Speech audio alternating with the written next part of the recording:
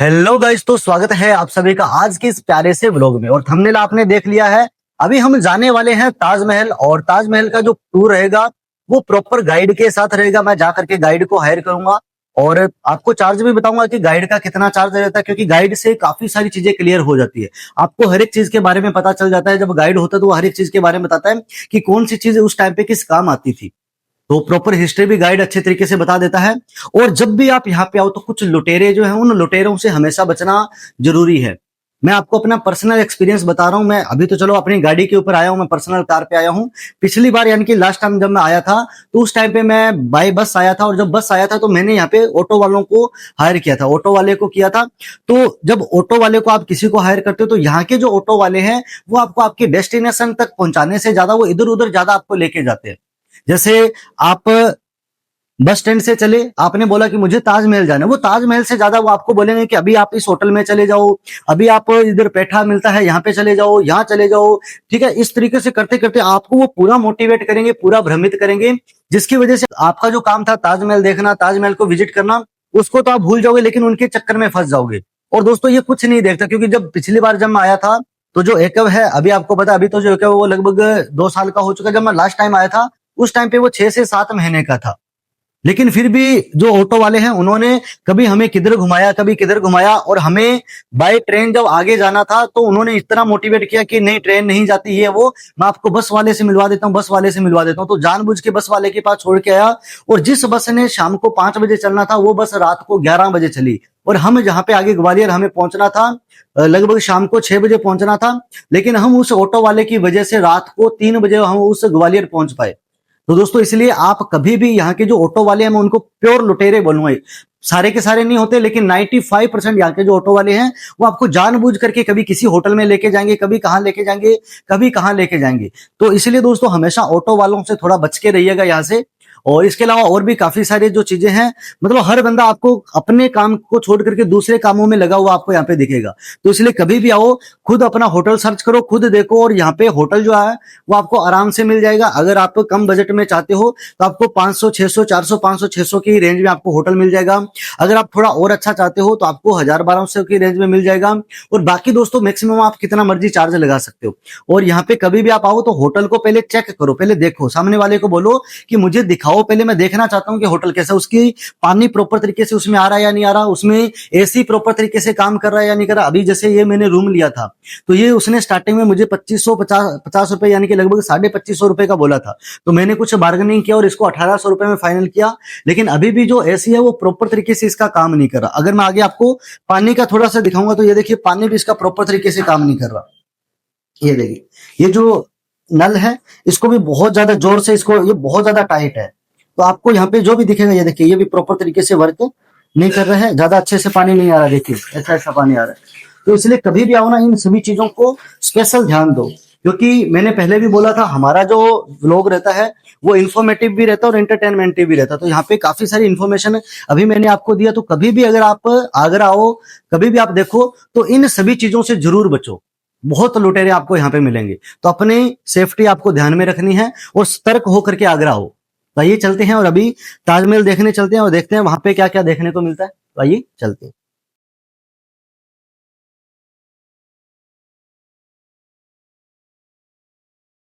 तो गाइज अभी हम आ चुके हैं यहाँ पे और अभी हम आगे जाने वाले हैं। तो आगे जो गाड़ी है वो आगे अलाउड नहीं है, और इसीलिए हम ई रिक्शा के माध्यम से जाने वाले हैं। तो आइए चलते हैं और देखते हैं वहां पे क्या क्या देखने को मिलता है। तो गाइज अभी हम आ चुके हैं और ये कैप वगैरह है यहाँ पे काफी अलग अलग, और काफी ज्यादा धूप पड़ रही है, बहुत तेज धूप होगी उधर, तो इसलिए अभी हमने यहाँ पे कैप ले ली है। तो अभी हम भैया से जानेंगे इसका क्या क्या प्राइस है। तो भैया आप बताओगे क्या क्या प्राइस है इसका। सबका अलग अलग आता है। बच्चे का आता है 100 रुपीज का, ठीक है, 120। ये बच्चे के ये इसका क्या प्राइस ये है। 100 रुपीज का है। तो ये 100 रुपीज की है, और इसके साथ साथ एक और है, ये भी बच्चे के लिए है। ये देखिए, इसका इसका 150 है, 150। इसका 150 प्राइस है। और जो अभी मैंने जो ले रखी है इसका क्या प्राइस है। इसका 200 है। ओके, तो इसका 200 प्राइस है, और एक ने भी ले ली है, ये देखिए, ये भी 150 की है। तो काफी अच्छी लग रही है। और आप भी कभी आओ तो जरूर भाई साहब से एक बार जरूर आप भाई साहब से मिलिएगा, इनसे जरूर आप लेके जाइएगा कैप वगैरह। और आगे जाके काफी ज्यादा गर्मी भी पड़ती है। और ये देखिए यहाँ पे भाई साहब ये पाँव में रखने के लिए दे रहे हैं, आगे जब जाते हैं तो चप्पल लेके जाना, जूते लेके जाना अलाउड नहीं होता, तो इसलिए भाई साहब ये पाँव में पहनने के लिए देते हैं। तो इसका क्या प्राइस है?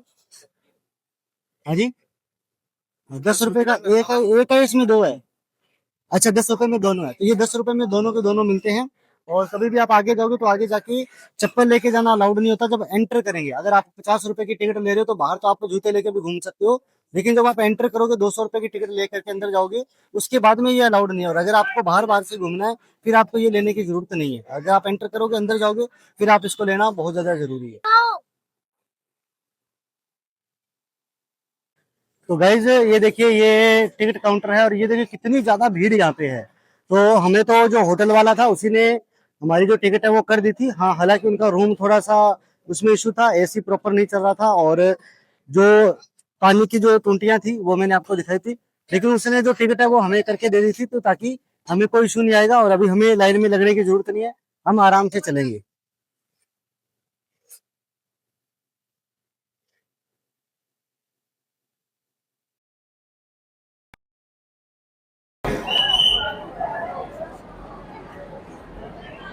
तो गाइज यहाँ पे जब भी हम एंटर करते हैं तो एंटर करने के बाद में यहाँ पे आपका जो भी माइक वगैरह है, जो भी आपके हेडफोन वगैरह है, कोई भी खाने पीने की कोई भी सामान अंदर लेके नहीं जा सकते आप। तो हमारा जो माइक है वो वहाँ पे जमा करवा दिया गया है। और अभी हम आपको देखने वाले आगे क्या क्या देखने को मिलता है, तो जो भी इन्फॉर्मेशन होती है सारी की सारी इन्फॉर्मेशन, सारी की सारी नॉलेज हम आपको हमारे इस व्लॉग के अंदर आपको देने वाले हैं। तो आइए चलते हैं। यहाँ से हम एंट्री करते हैं और एंट्री करने के बाद में सबसे पहले ये एंट्रेंस हमें देखने को मिलता है। ये देखिए सामने ऐसा एंट्रेंस दिखेगा और काफी ज्यादा भीड़ भी है आगे। तो आइए चलते हैं और देखते हैं और हमें क्या क्या देखने को मिलेगा आगे। ये देखिए इधर पार्किंग वगैरह, ये देखिए इधर जो पार्क वगैरह है, पार्क वगैरह भी बनाए गए हैं। और पानी की जो व्यवस्था है पीने की वो भी यहाँ पे की गई है। ये देखिए काफी बड़ा बिल्कुल है वो। और दूसरी तरफ आगे हम जाने वाली थी। ओके, तो गाइस ये देखिए, ये यहाँ पे एक बहुत बड़ा दरवाजा है और इसी के सामने आपको ये देखिए ताजमहल है, थोड़ा थोड़ा दिख रहा होगा आपको ऊपर से। और अभी हम आगे चलेंगे और आगे चलकर आपको पूरा का पूरा ताजमहल जो है वो आपको दिखाएंगे। तो गाइस अभी हमने यहाँ पे टूर भाई साहब को हायर कर लिया है। ये हमारे गाइड भाई साहब है। और शुभ नाम भाई साहब आपका? यश वर्मा। यश वर्मा जी है ये। और अभी ताजमहल का अनुभव का पूरा जो हिस्ट्री है, कौन सा पार्ट किस लिए बनाया गया था, किस लिए यूज होता था, ये प्रॉपर गाइड करने के लिए यश भाई साहब अभी हमारे साथ है। और चलिए यश भाई साहब थोड़ा सा आपको बताइए स्टार्टिंग में अभी हम कहाँ पे खड़े हैं, एट प्रेजेंट पे अभी हम कहाँ पे? ठीक, नमस्कार, मेरा नाम यश है। मैं आपका टूरिस्ट गाइड हूँ आज के दिन। तो जहाँ हम खड़े हैं इसे बोलते हैं फोरकोड एरिया। ये एक प्रांगण है जो बादशाह ने बनाया था। ठीक है, तो बादशाह या तो इस वाले गेट से उस जमाने में या फिर उस वाले गेट से आते। आज के जमाने में इसे बोलते हैं ईस्ट गेट। जितनी वीआईपीज हैं इस वाले गेट से आते हैं। जैसे कि बाइडेन हुए, डोनाल्ड ट्रम्प हुए, डिफरेंट डिफरेंट जो वीआईपीज हैं वो इसी वाले गेट से आते हैं। ठीक है, और सामने देखिए उस वाले गेट, इसे बोलते हैं west gate, simple public gate. जो आगरा फोर्ट है वो उस वाले गेट से 3 किलोमीटर दूर है। आप जा भी सकते हैं और आप आराम से आ भी सकते हैं। ठीक है? एक गेट और है यहाँ बादशाह ने अपने मजदूरों के लिए उस जमाने में कॉलोनी बनाई थी पीछे। ठीक है, तो आज जो मजदूर हैं उनके जो वंशज हैं वही पीछे रहते हैं और इसकी रिपेयरिंग। समझ गए? उस जमाने में 20,000 मजदूर यहाँ पे काम करते थे। रात के लिए बादशाह ने एक पीछे कमरे बनाए हैं, उसके पीछे कॉलोनी बनाई है। मजदूरों के जो वंशज हैं वो पीछे रहते हैं, उसकी मरम्मत करते हैं। अभी आपने बताया कि मजदूरों के जो वंशज है वो अभी पीछे रहते हैं, हाँ जी। जबकि हिस्ट्री में बहुत सारे लोगों का ये दावा है कि जिस भी मजदूरों ने ताजमहल को बनवाया था शाहजहां ने उनके हाथ कटवा दिए। नहीं, ये बात झूठ है। ये बात कोई पुख्ता सबूत नहीं है इसके बारे में। मैं आपको जब अंदर चलेंगे इसके बारे में पूरी करूंगा कहानी क्या। ओके। ऐसी बात है, उनके कभी हाथ नहीं काटे थे, तो वो उनकी उंगलियां हैं वो कटी हैं, उसका मैं बताऊंगा बाद में। ठीक है, अच्छा। इसे बोलते हैं शाही दरवाजा। ठीक है, ये दरवाजा इस्तेमाल था उस जमाने में बादशाह और बादशाह के बच्चों के लिए। ठीक है, यहाँ पे एक दरवाजा दिख रहा है, आप ऐसे लोग निकल रहे हैं उस साइड, उसे बोलते हैं मजदूर दरवाजा। तो उस जमाने में जो व्यक्ति मजदूर था या फिर मंत्री था या नवरत्न था, तो इस गेट से आता था पहले कि पहले आपको बेगम को सलाम करना है और फिर आप अंदर एंट्री कर सकते हैं। ठीक है, और यदि आप बादशाह और बादशाह के बच्चे हैं तो सीधे आप एंट्री करेंगे बड़े दरवाजे से। ठीक है, मुगलों की भाषा कभी भी उर्दू नहीं है, मुगलों की भाषा अरसों में अरबी रही। अरबी समझते हो? अरेबिक बोलते। तो काले अक्षरों में कुछ लिखा हुआ है गेट पे, ये अरबी लिखी हुई है। जैसे गीता में श्लोक होते हैं वैसे कुरान में आयातें होती हैं। ठीक है, तो कुरान की सुबह की प्रार्थना इसके अंदर लिखी हुई है, ठीक है। ये कोई पेंटिंग नहीं है जो आपके सामने दिख रहा है ना, कि काले काले अक्षर में, कोई पेंटिंग नहीं है। ये पूरा इनले वर्क है। इनले का मतलब होता है जड़े मकाम, मतलब सफेद पत्थर पे काले पत्थर को जड़ा गया।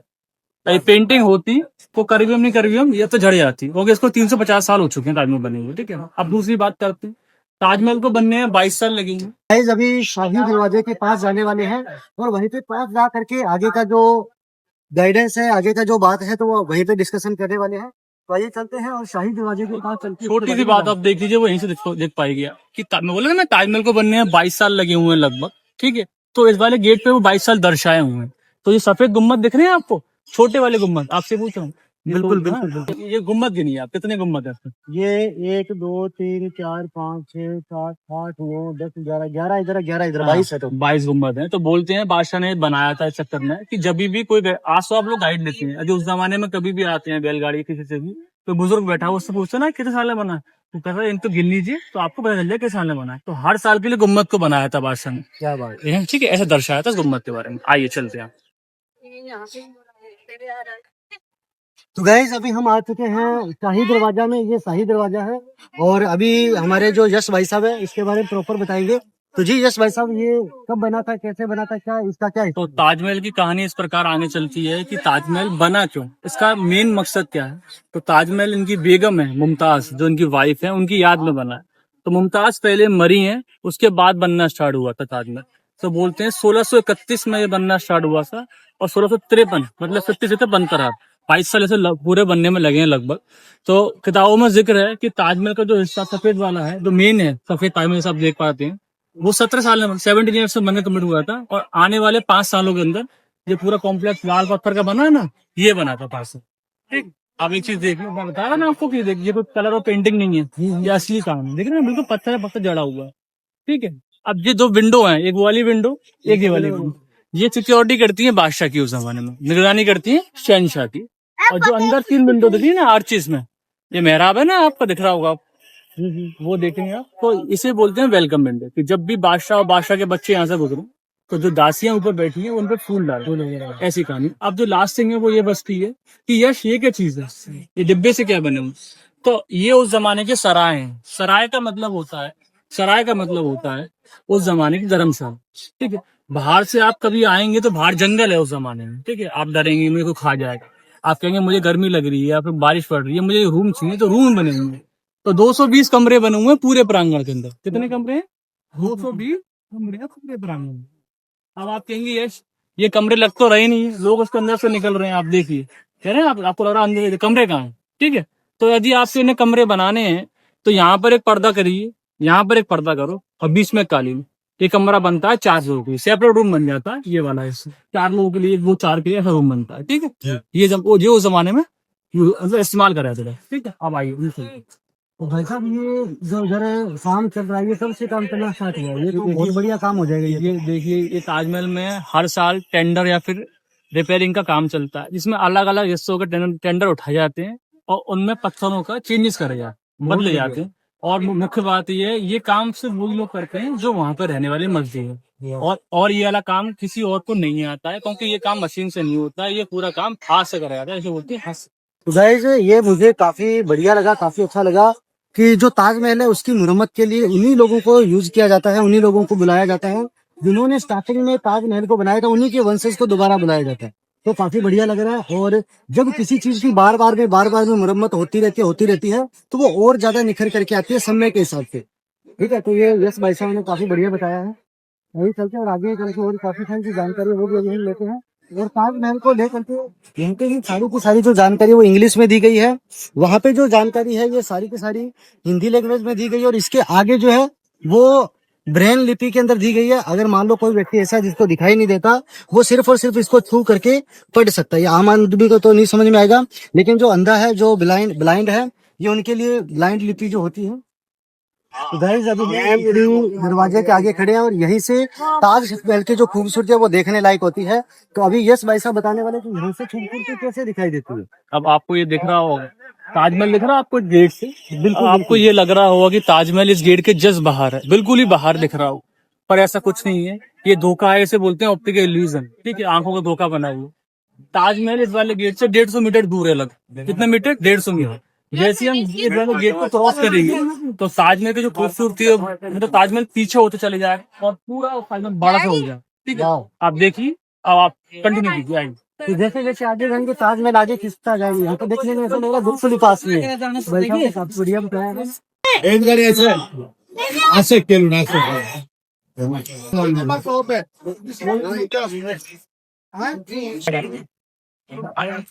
गाइस अभी हम बाहर से अंदर एंटर कर चुके हैं शाही दरवाजा में। शाही दरवाजा है तो इसी के जस्ट सामने आपको ताजमहल जो दिखाई दे रहा होगा। और अभी भाई साहब हमें बताने वाले हैं, हमें यहाँ पे इसके बारे में सुनने को मिलेगा, क्या क्या जानकारी जानने को हमें यहाँ पे मिलेगी। जी यस भाई। ये देखो, हम ताजमहल में मेन दरवाजे पे एंट्री कर चुके हैं और उसकी खूबसूरती आप देख सकते हैं। ताजमहल कितना खूबसूरत लग रहा है, हमको सफेद मतलब ये बहुत चमक रहा है बिल्कुल।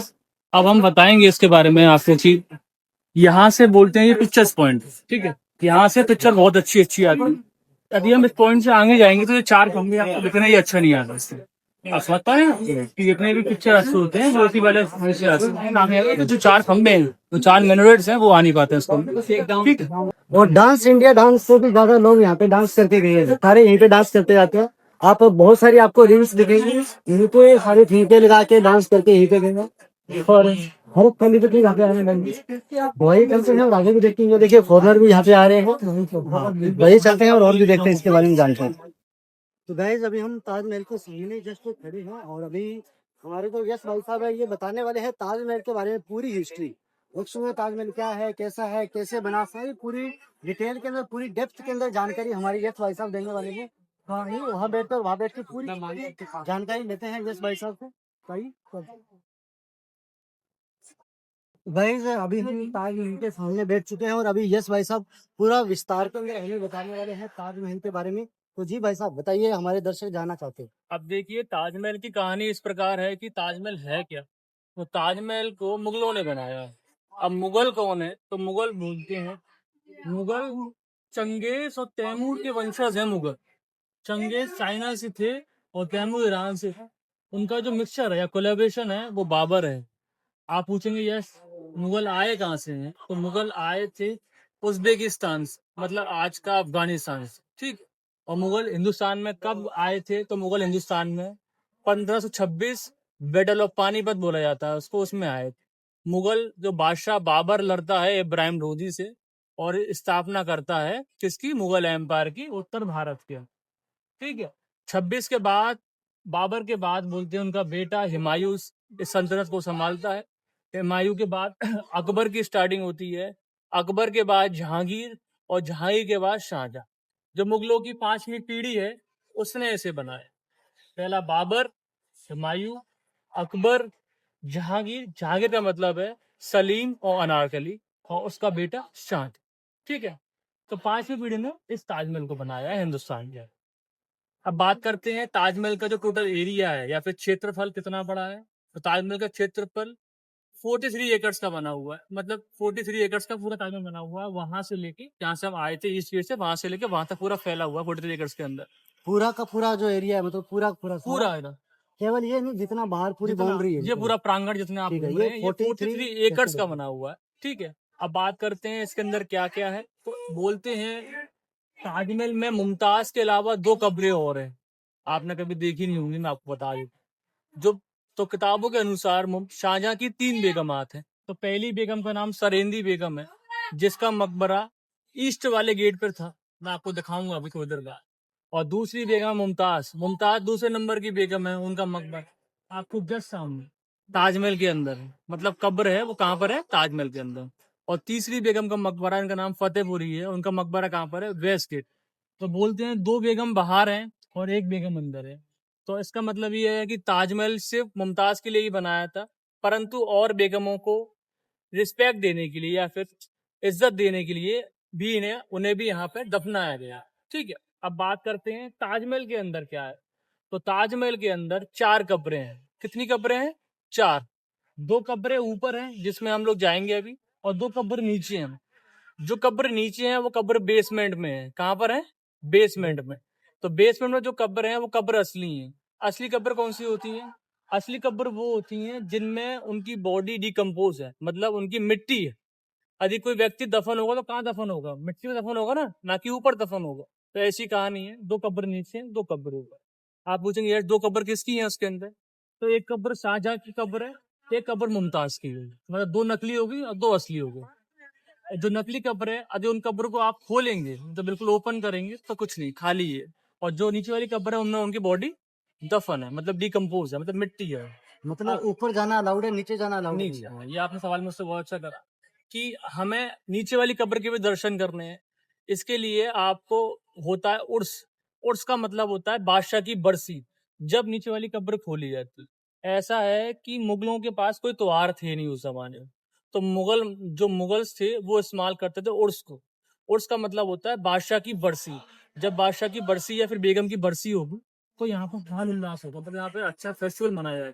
तो उस दिन होता क्या है, आज के दिन में क्या होता है, इस सदी में क्या होता है, तो जो लोकल मुस्लिम्स हैं, साउथ गेट के पीछे वाले मस्जिद, वो बड़ी सी चद्दर लेके आते हैं और प्रसाद वो चढ़ाते हैं इनको।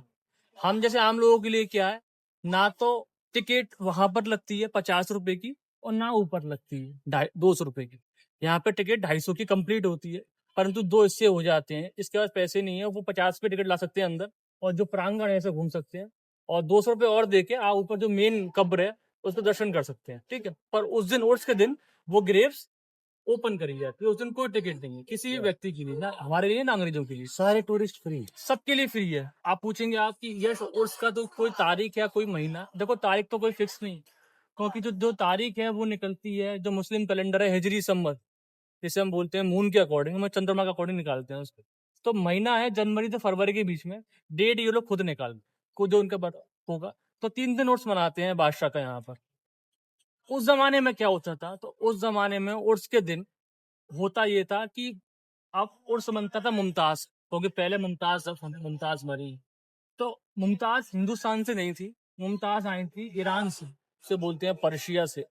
तो यदि कोई व्यक्ति मुमताज के उर्स पे पर्शिया से आ रहा था उस जमाने में, तो कहाँ रुकेगा भाई? रॉयल गेस्ट है, शाही मेहमान है, तो वहां एक बिल्डिंग आपको दिख रही होगी, वो लाल सी दूर सी बिल्डिंग, हाँ वो ऊपर संगमरमर का लगा हुआ है, किसका वो ऊपर संगमरमर का बना हुआ, ठीक है, वो नीचे लाल लाल पत्थर, पत्थर पे ऊपर लाल संगमरमर है, ठीक है। संगमरमर का बना हुआ, उसे बोलते हैं शाही मेहमान, इंग्लिश में रॉयल गेस्ट हाउस। तो जो ईरान से व्यक्ति आ रहा है बरसी पे बेगम साहिबा की, वो कहाँ रुकेगा? वहां पर। ठीक है, अब बात करते हैं, यदि कोई व्यक्ति उस जमाने में मंत्री है, कवाली करने वाला है, नवरत्न है, या फिर कोई भी दर्जे अच्छी दर्जे का व्यक्ति है, वो यहाँ इस जगह इसमें देखिए, आप देखिए पूरा यहाँ पर रुकने। आप पूछेंगे ये तो खुला मैदान है कैसे रुकेंगे, तो यहाँ पर एक पर्दा, और एक उस बार एक खंबे पे पर्दा, तो ये रूम बन जाता है, वो डाल के पर्दे, ठीक है, और नीचे काली, ऐसे रूम में। तो ये रूम थे, ये मंत्रियों और कवाली करने वाले के लिए। और तो क्या कहा कि हम तो मजदूर हैं, लोअर क्लास में, लोअर उसके हैं, दर्जे के हैं, तो बिल्कुल बाहर जहाँ पे देखा ना सराय, वो तो वहां रुकते थे, वहीं पे वो लोग खाना बना।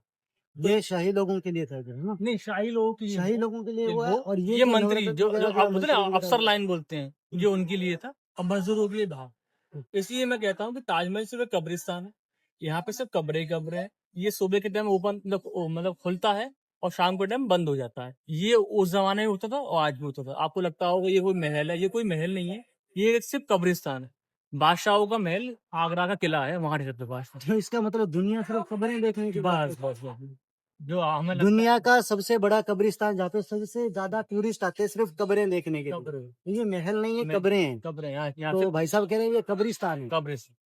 ठीक है, अब बात करते हैं, एक बिल्डिंग और है इन पेड़ों के पीछे, मैं भी आपको दिखाऊंगा 5 साल के। उस बिल्डिंग को बोलते हैं मस्जिद। ठीक है, तो हर शुक्र, ये बड़ी अच्छी जानकारी मैं आपको दे रहा हूँ कि कभी भी आप शुक्रवार को मत आइए, फ्राइडे को आप आगरा मत आइए, क्योंकि हर शुक्र को ताजमहल बंद रहता है।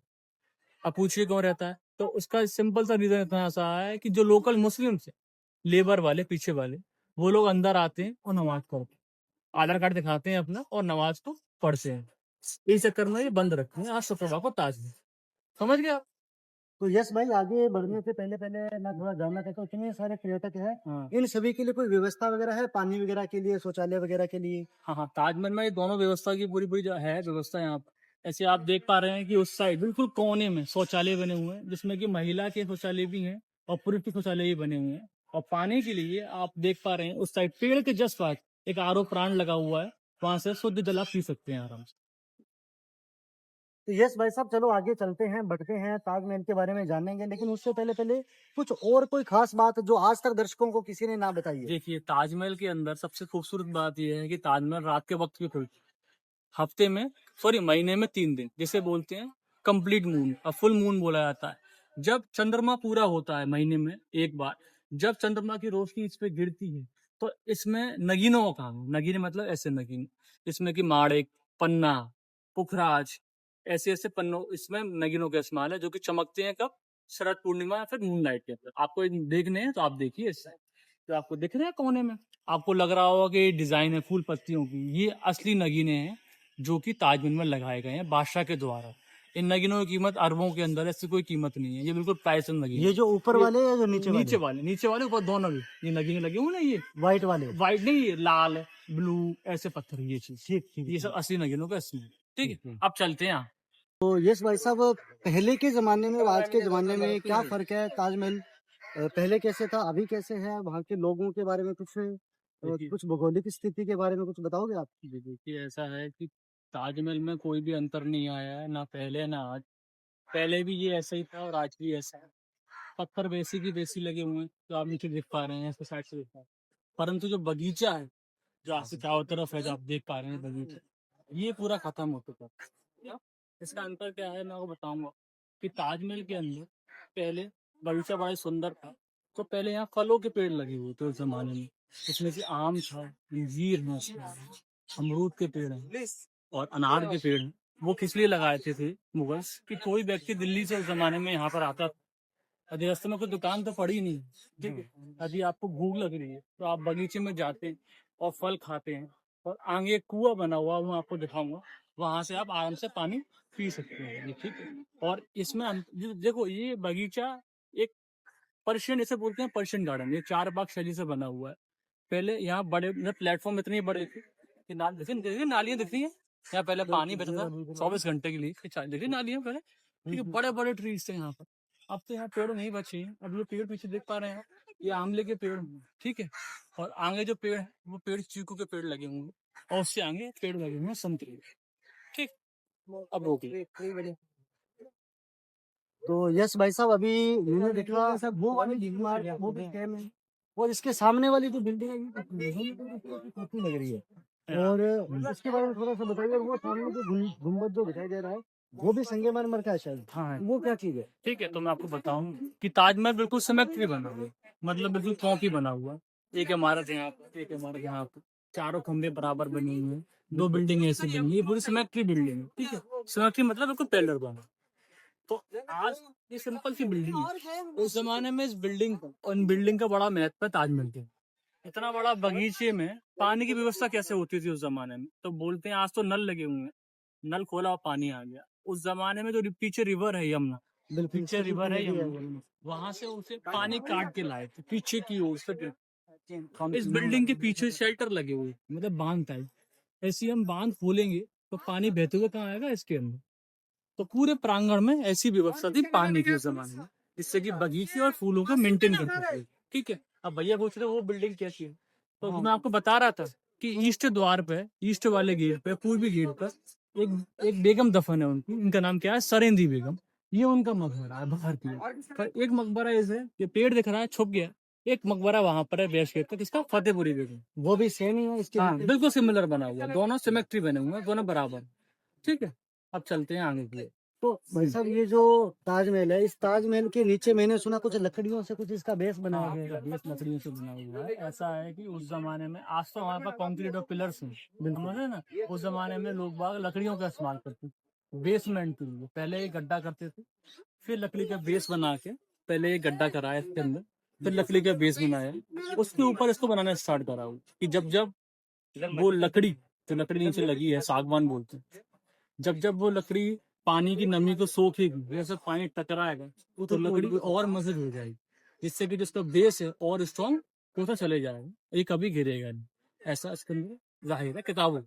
बिल्कुल, आइए। तो गाइस, हम जो भी आज बड़ी से बड़ी बिल्डिंग बनाते हैं वो सिर्फ और सिर्फ कंक्रीट से बनाते हैं, वहाँ पे बड़ी से बड़ी कंक्रीट डाली जाती है, पूरा उसका बेस बनाया जाता है। लेकिन ताजमहल का जो बेस है ये लकड़ियों से बनाया गया है, इसलिए जो मजबूती है वो सागवान की लकड़ी से बनाई गई है, ताकि जब भी इसमें खानी टकराएगी कि इसके उस साइड में, इसके ऑपोजिट साइड के अंदर, सॉरी इसकी बैक साइड के अंदर आपको जो दिखेगा वो आपको यमुना नदी दिखेगी। जो हम उधर जाएंगे तो आपको यमुना नदी भी दिखाएंगे। तो उधर यमुना नदी है और उसका जो पानी है वो टकराएगा तो वो और ज्यादा मजबूत होता है। आइए, चलते हैं और आगे चल के और विजिट करते हैं। आइए। तो गाइस ये देखिए सामने ताजमहल है और इसके सामने ये छोटा सा एक कुआं है, काफी ज्यादा गहरा है।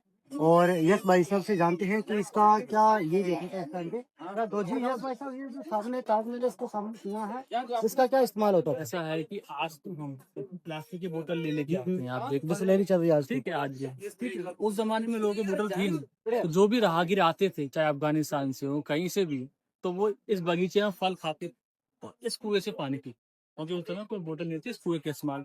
यहाँ पहले एक बाल्टी रस्सी हुआ करती थी, लोग पानी पीछे और आराम से पानी का मजा लिए ठंडे में। आइए सर। तो गाइस ये सामने ताजमहल और इसी के सामने ये बगीचा बना हुआ है, यहाँ पे चीकू वगैरह लगे हुए हैं और ये यहाँ पे कुछ फ्लावर वगैरह भी है, फूल वगैरह भी है। तो काफी सुंदर बनाया गया। और अभी चलते हैं आगे ताजमहल को देखते हैं, और हो सकता है तो हम अंदर भी चल के आएंगे, अगर अलाउड हुआ वीडियोग्राफी या कुछ फोटोग्राफी भी अगर अलाउड हुआ तो कुछ फोटो भी मैं यहाँ पे मेंशन कर दूंगा कि अंदर से कैसा दिखेगा। वही चलते हैं और आगे देखते हैं अभी। तो यस भाई साहब, ये इतना बड़ा मुमताज के नाम पे, मुमताज की याद में इतना बड़ा ताजमहल बनाया गया, इतनी दुनिया पिछले इतने टाइम से देखने के लिए आ रही है।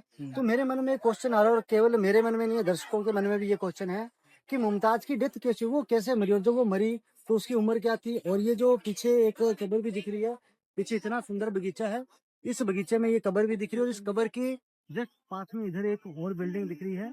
ये बिल्डिंग किस काम आती है, थोड़ा सा बताएंगे? ये इस प्रकार है ऐसी कहानी कि मुमताज की शादी बादशाह से 1612 में हुई, और उसके 19 साल बाद 1630 के अंदर तो बादशाह मुमताज ही करते हैं। तो मुमताज की शादी शाहजहां से 1612 में हुई थी। कब हुई थी? 1612।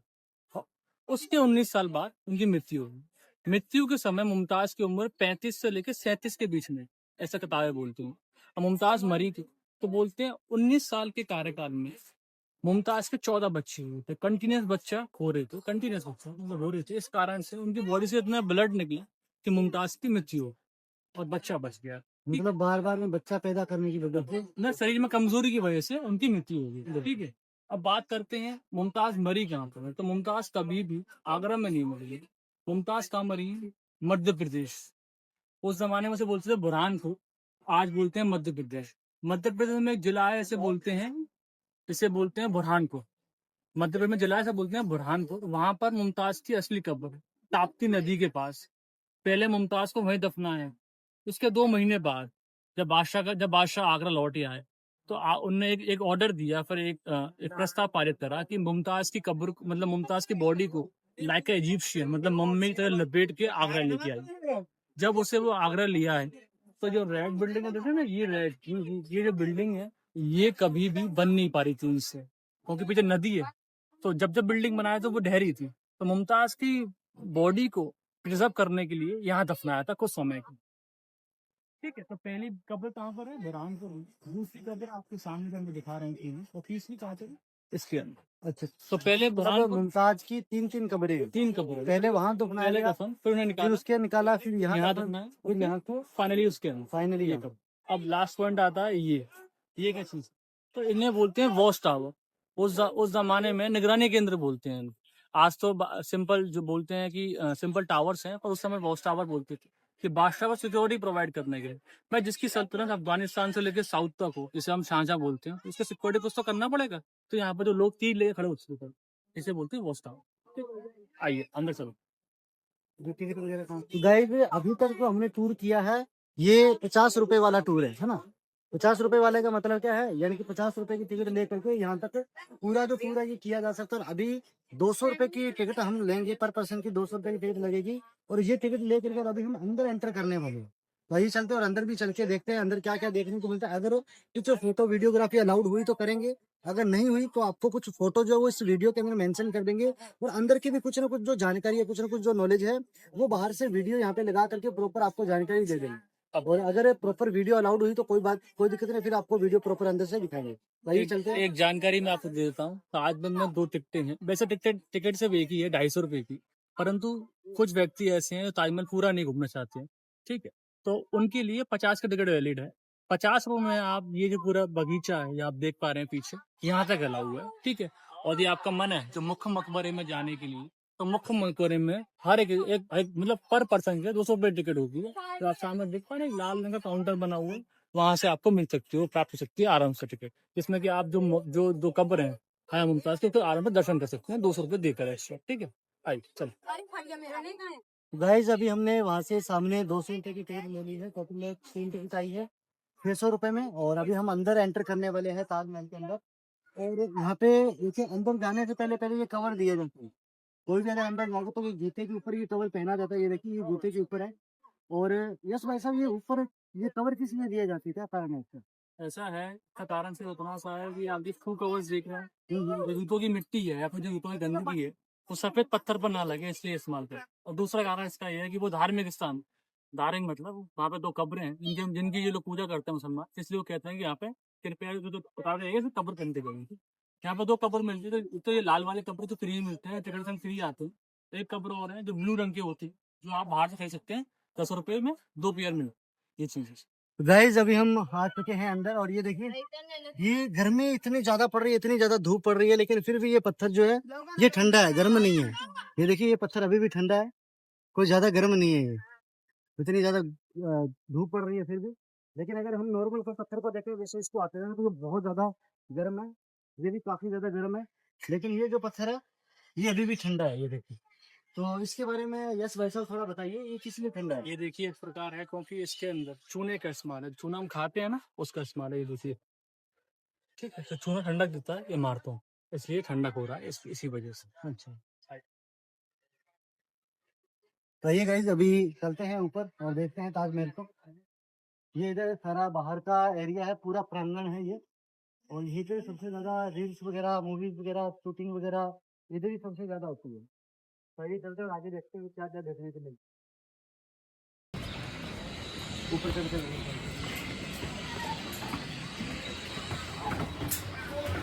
ये वीडियो बनाओ। हाँ बिना इधर से भी थोड़ा सकते हैं, कहीं से भी सकते हैं आप लोग। तो आप देख पा रहे हैं जस्ट नीचे अंदर बैठी हूँ मैं। ये लकड़ी का है, पुराने जमाने के अंदर। गाइस ये देखिए, ये लकड़ी का है, सीढ़ियाँ जो है लकड़ी का है। तो ये कौन सी लकड़ी है भैया? ऐसा लग रहा है कि पहले ताजमहल जब बना था तो उसके नीचे जो मार्बल है, ठीक है, ये लकड़ी इस वजह से इसमें लगाई गई है क्योंकि सर्दी मतलब बारिश में आपके पैर ना फिसले, इस चक्कर में लकड़ी को लगाया गया है यहाँ। बोलते ताजमहल पूरे संगमरमर का, ये पूरे संगमरमर का ही है, नीचे मार्बल लगा हुआ है, परंतु ऊपर लकड़ी इस वजह से लगाई है क्योंकि आपका पैर ना फिसले। तो गाइस इसके सामने शाही गेट, और शाही गेट के सामने अभी हम आ चुके हैं ताजमहल के ऊपर। और अभी जाने के से कुछ और बेहतरीन जानकारी। आप देख पा रहे हैं ये जन्नत है जो बादशाह ने अपनी बेगम के लिए बसाई थी उस जमाने को। पहले बड़े बड़े ट्री थे, यहाँ फाउंटेन में पानी बहता है, परंतु इसमें पानी नहीं है, पूरा फाउंटेन चलते हैं उस जमाने के अंदर। बड़ा ही जन्नत बोलते हैं, तो बोलते हैं कि आपको जन्नत देखनी है तो आप आगरा आइए, और जहाँ पे मेरी बेगम रेस्ट करती है, मतलब आराम करती है, वहाँ देखिए मैंने जन्नत बनाई है अपनी बेगम के लिए। अब जो मैं आपसे बोला था, ये चारों मीनारें झुकी हुई है 9 डिग्री, कहाँ बाहर की ओर, आप देखिए, दिख रहा है आपको कैमरे में, लग रहा होगा कि मीनारें 9 डिग्री बाहर की ओर झुकी हैं, क्योंकि जब भी भूकंप आएगा तो ये बाहर गिरेंगी, ना कि मेन बिल्डिंग के ऊपर। आइए और देख, हम आ चुके हैं ताजमहल के बिल्कुल ऊपर। ये देखिए, ये इसके अंदर जैसे हम एंटर करेंगे तो ये मकबरा है, इसके अंदर फोटोग्राफी अलाउड नहीं। और ये बाहर एक पूरा पूरा गेट जो है वो बनाया गया है। ये क्या चीज है और इसके बारे में अभी हम जानेंगे भाई साहब के बारे में। जिस स्टोन का मैं आपसे बात कर रहा था, जिन नगीनों की मैं बात कर रहा था, वो आपके सामने लगेंगे। आप इन्हें आइए, इन्हें टच कीजिए। जो नगीने मेरे अंगूठी में लगे हैं ये वही नगीने हैं। वाओ, ये नीलम है, पुखराज है, इसमें माणिक है, ऐसे ऐसे पत्थरों का इस्तेमाल है जो कब चमकते हैं, जब होती है पूर्णिमा, ठीक है, जब होता है फुल मून, जब ये स्टोन ग्लो करते हैं। गाइस पहले मैंने सोचा था, मैंने कहा कहीं भाई साहब ऐसे ही थोड़ा आवेश में आके बोल रहे होंगे और कोई कलर वगैरह किया होगा, लेकिन अभी पास में आके देखा तो अभी पता चला। ये देखिए कि नगीने यहाँ पे जड़े हुए हैं। ये भी नगीना है, ये भी अलग नगीना है, ये भी है, ये भी है, ये भी है। इन सभी चीजों पर आज इनकी जो कीमत है, ये जो पूरा यहाँ पे जड़ा गया, इन पूरों की कीमत आज लगभग करोड़ों के अंदर है, अरबों खरबों के अंदर इसकी जो कीमत है। और काफी बढ़िया, एक एक चीज पे देखिए, ये पूरा पूरा संगमरमर का पत्थर है, तो एक एक चीज पे काफी ज्यादा बारीकी से ध्यान दिया गया। तो अभी हम जानेंगे। ये देखिए यहाँ पर दो प्रकार के काम हो रहे हैं, दो तरीके के। एक तो काम है जिसमें आकृति को अंदर डाला हुआ है, ये देख रहे हैं ना आकृति, ये फूल पत्ती डिजाइन कहाँ पर है, अंदर की ओर है, ठीक है। और इसमें आकृति को बाहर निकाला हुआ है, तो इसे बोलते हैं इनले वर्क, इसे बोलते हैं स्टोन कार्विंग, जिसमें हम पूरी आकृति को बाहर निकाल देते हैं हूबहू, और इसमें अंदर डाला हुआ है। ये देखिए डिजाइन बनी है रस्सियों की डिजाइन, देख रहे हो, इसे बोलते हैं रोप डिजाइन, ठीक है। और भैया जो पूछ रहे थे यश, ये क्या चीज है, ये मुगलों की शैली है उस जमाने की, इसे बोलते हैं डायमंड शेप कटिंग, बिल्कुल डायमंड शेप का बना हुआ है ऊपर, बिल्कुल।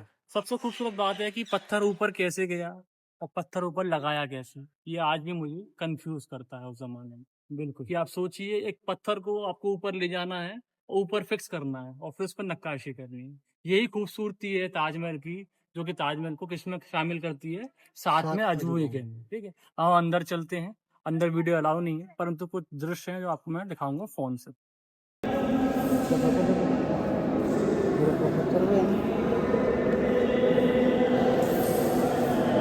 चलिए, तो गाइस ये देखिए काफ़ी अच्छा खासा यहाँ पे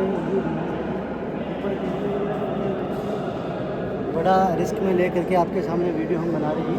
और इधर सामने शाहजहाँ और ताजमहल की, शाहजहाँ और मुमताज़ की कब्र है। ये देखिए, ये कब्र मुमताज की कब्र है और ये कब्र शाहजहाँ की का। ये आप आकृति देख पा रहे हैं, कितनी सुंदर आकृति हो रही है। ये एक ही पत्थर से बनाई है उस जमाने के, अच्छा ये पूरा पूरा पत्थर एक काट ही के पत्थर से बना है। बना और है। शाहजहाँ और मुमताज के ये दोनों दो की कब्रें हैं, कब्रें वो हैं। कब्र साइड्स में है, वो और ये ऊपर पूरा ऊपर देखो गुम्बद गुम्बद भी बना वो हुआ बनाया गया है। है इस ना? गुम्बद का इस्तेमाल सिर्फ इतना सा है कि उस जमाने में यदि आप यहाँ पर कोई भी मंत्र हो, आयत पढ़ती है, तो विदाउट माइक इको होता है। विदाउट माइक क्या होता है, इको, मतलब आपकी आवाज हो जाएगी। आप अपना नाम लीजिए, नाम दो, विनोद, जोर से, विनोद। इको हो रहा है, आवाज गुजरी, तो इसका इस्तेमाल आई। ये रोके, ऐसे पहले रोशनी, यहाँ से पहले रोशनी आती है, हवा जाने की रोके बना। तो गाइस ये देखिए, ये ताजमहल के अंदर ही है, लेकिन जो सामने जो मुमताज़ की जो कब्र है, ये थोड़ा सा वहाँ का बाहर का व्यू है, ये देखिए। और वो सामने जो झरोखे हैं, इन्हीं झरोखों से हवा वगैरह जो है, जो रोशनी वगैरह के अंदर आ जाती है। आपको दिखाई दे रहा होगा इधर सामने मुमताज़ की और जो शाहजहाँ कब्र है। तो गाइज अभी हम इधर अंदर से आए हैं, और जब हम अंदर से आए तो काफी ज्यादा ठंडक महसूस हो रही थी। ना कोई पंखा है, ना कोई एसी वगैरह लगा हुआ है, लेकिन फिर भी काफी ज्यादा ठंडक महसूस हो रही थी। तो यस भाई, क्या रीजन था अंदर से ठंडक होने की? ये ताजमहल के अंदर चूने का इस्तेमाल हो रहा था, ठीक है। तो यहाँ पर एक मतलब दीवार है, यहाँ पर एक दीवार है, तो बीच में हमने चूना भरा कि जब तक चूना नदी की नमी सोखता है, मतलब पानी सोखता है, और ये रोशनदान, इन्हें रोशनदान बोलते हैं। यहाँ से हवा चलती है, तो यहाँ से हवा चलती है तो पूरा अंदर कॉम्प्लेक्स ठंडा हो जाए। यही कारण है, जैसे कि ताजमहल इस्तेमाल करा हुआ है। पहले ये काम ये इस्तेमाल करते हैं किलों के अंदर। आप कभी किले में जाइए, किलों में इसका इस्तेमाल करते हैं चूने का, कि जो इमारत ठंडी है, इसलिए सब फील कर सकते हैं आप लोग। हमने जाते हैं।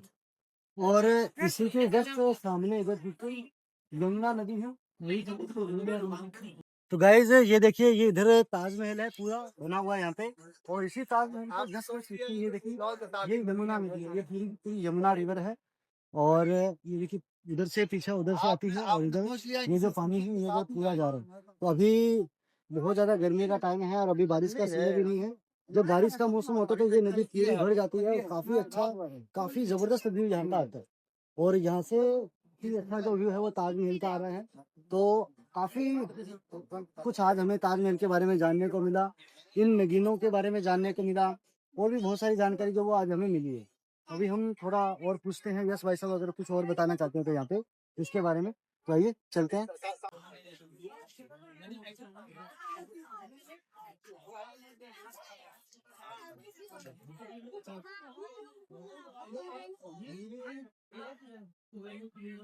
गाइस अभी हमने इस पूरी की पूरी नदी को देखा है, और ये नदी के पीछे का, ये जो ताजमहल के पीछे का जो व्यू है, इसका क्या कारण है और इसकी क्या विशेषता है, ये अभी हम पीछे यस भाई साहब से जानेंगे। ये कुछ सुनिए, इसके कारण ये है, ताजमहल ये रिवर यमुना के पीछे बना हुआ है। यमुना गंगोत्री से आती है उत्तराखंड, दिल्ली, मथुरा, आगरा और संगम वहाँ जाती है। आप देख पा रहे हैं तो देखो से। तो आप सुनिए इसके बाद। तो बोलते हैं शाहजहाँ का दो सपने हैं। सपने क्या है? एक सफेद ताजमहल जो कि मुमताज के लिए बना, आप अंदर देख के आए। और उनका एक सपना और था कि उसके जस्ट पीछे आप देख पाते ये काले ताजमहल का नींव हो। सुना होगा ब्लैक ताजमहल, बहुत सुना होगा आपने, पिक्चर में देखा होगा, ताजमहल बनने लगा। कुछ जब ताजमहल के वैसे काले ताजमहल का बेसमेंट बना है, जो अधूरा का अधूरा है। तो ये कारण है कि जब काला ताजमहल बन रहा था तो जो औरंगजेब जो बेटा है शाहजहाँ का, उसने उसे रुकवा दी। तो ऐसा होता है कि औरंगजेब बोलता है कि अब्बा, आप जो पब्लिक का पैसा है उससे आप कब्रिस्तान मकबरे बनवा रहे हैं, जिससे कि आप उस पैसे को वेस्ट कर रहे हैं। इसका हवाला देते हुए एक बेटा अपने बाप को कहाँ कैद करता है? किले के अंदर आगरा। आप देख पा रहे हैं पीछे एक लाल सी इमारत है, पीछे एक बड़ी सी लाल इमारत है, वो किला है आगरा का। वहां पर शाहजहां ने अपने 8 साल गुजारे। तो रीजन इतना सा है कि सफेद ताजमहल बनता संगमरमर से और काला बनता ये काले पत्थर, इसे बोलते हैं ब्लैक ऑनिक्स, जो कि विदेश से मांगा रही थी। इसकी कीमत 10 रुपए है, तो उसकी कितने रुपए होती? 60 रुपए, 6 टाइम मोर बनता। परंतु औरंगजेब ने इसको कभी मुकम्मल नहीं होने दिया, कि कभी बनने नहीं दिया उसको। तो अपने बाप को उसने कहाँ कैद करा? सामने किले के अंदर। तो 1658 में बोलते हैं शाहजहां कैद हुए थे, कहाँ पर? किले के अंदर। और उसके 8 साल के अंतराल में उनकी मृत्यु हो जाती। जब वो 8 साल में मर जाते हैं, उनकी लाश को या उनकी डेड बॉडी एक बोर्ड में रखते हैं, कैफिन में रखते हैं, बोर्ड में रख के लेके आते हैं और फिर दफनाते हैं मुमताज के बगल। तो पहले ताजमहल में सिर्फ एक ही कब्र थी, मुमताज 31 बच्चे थे। मुमताज के मरने के 35 साल बाद एक कब्र और बनी, किसकी? शाहजहां, उनके बगल, जो कि कहाँ बननी थी? पीछे काले ताग। मैं आपको पिक्चर दिखा देता हूँ, आपसे शेयर करना चाहता हूँ। ये देखिए, आप समझ पा रहे होंगे पिक्चर दोबारा कि बनना क्या है। सफेद और काला और बीच में एक प्यारा सा फूल। ऐसा दृश्य बनने वाला था, परंतु वो कभी बन ही नहीं पाया। वो अधूरा रह गया। वो उसके बेटे ने रुकवा दिया, ना वो कहीं बना, ना किसी ने उसको बनाने की कोशिश की। वो ऐसे के ऐसे रह गया। बादशाह मर चुके हैं, कहीं बन नहीं। ये कहानी है काले ताजमहल की। जैसे ये पूरी की पूरी बिल्डिंग है ना, इधर ये वाला मकबरा भी दिख रहा है, ये वाला भी आपको दिख रहा है, सॉरी ये गुम्बद भी, और ये गुम्बद, और ये पूरा बड़ा सारा पैटर्न जो है सेम ऐसा ही कॉपी करके और पेस्ट उधर किया गया है। तो इसके बारे में थोड़ा सा यस भाई साहब से जानना चाहूंगा, और उसके बाद में हम वीडियो को एंड करेंगे। ये देखिए, मैंने आपको पहले बता चुका हूँ कि ये जो बिल्डिंग है ये शाही मेहमान खाना। जो व्यक्ति बाहर से आता है, अफगानिस्तान से, ईरान से, उर्स पे, वो व्यक्ति यहाँ रुकता था। और ये बिल्डिंग वही वॉच टावर है, निगरानी करने के लिए बात है। इसकी हूबहू जस्ट पीछे एक बिल्डिंग, जिसे हम बोलते हैं मस्जिद। क्योंकि मस्जिद का जो फेस होता है वो होता है काबा की तरफ, मतलब वेस्ट की तरफ। तो वहाँ मस्जिद है और ये रॉयल गेस्ट, ये इन दोनों। तो गाइस कैसा लगा आपको ये पूरा ब्लॉग, और पूरा का पूरा डिटेल ब्लॉग आज हमने आगरा का बनाया है। तो आपने पूरा का पूरा प्रेम इस ब्लॉग के अंदर दिया है, लगातार आप इस ब्लॉग में बने रहे हो।